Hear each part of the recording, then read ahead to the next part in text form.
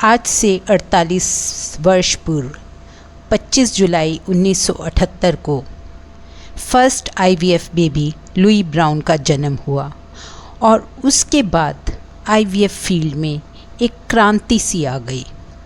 World over IVF centres खुलने लगे और नई नई टेक्निक्स डेवलप होने लगी।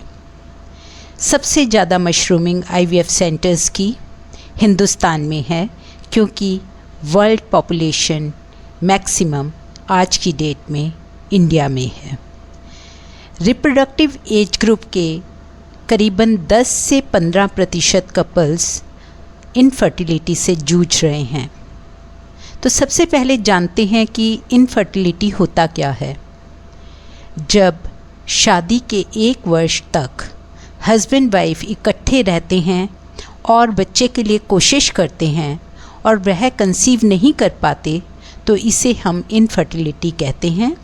और अगर स्त्री की उम्र 35 वर्ष से अधिक है तो 6 महीने कोशिश करने के बाद अगर कपल कंसीव नहीं कर पाता तो यह इनफर्टिलिटी कहलाता है। फीमेल को प्रेग्नेंट होने के लिए 4 चीज़ों की आवश्यकता होती है।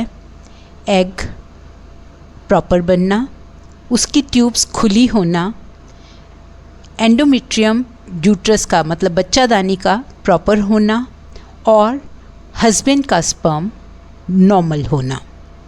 तो ये 4 चीज़ें अगर ठीक हैं तो प्रेगनेंसी 80% कपल्स में विद इन 1 ईयर हो जाती है।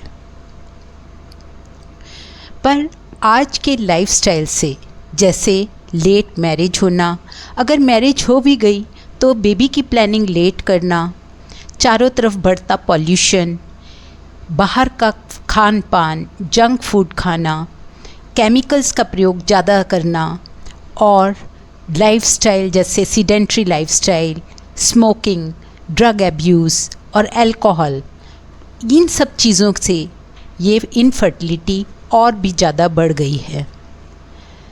तो इसलिए आईवीएफ स्पेशलिस्ट की ज़रूरत पड़ती है, जो फाइंड आउट करते हैं कि कॉज कहाँ है, कि एग और स्पर्म प्रॉपर बन रहे हैं क्वांटिटी में, और अगर क्वांटिटी में प्रॉपर बन रहे हैं तो क्वालिटी कैसी है उनकी, क्योंकि बच्चा ठहरने के लिए क्वालिटी भी मैटर करती है।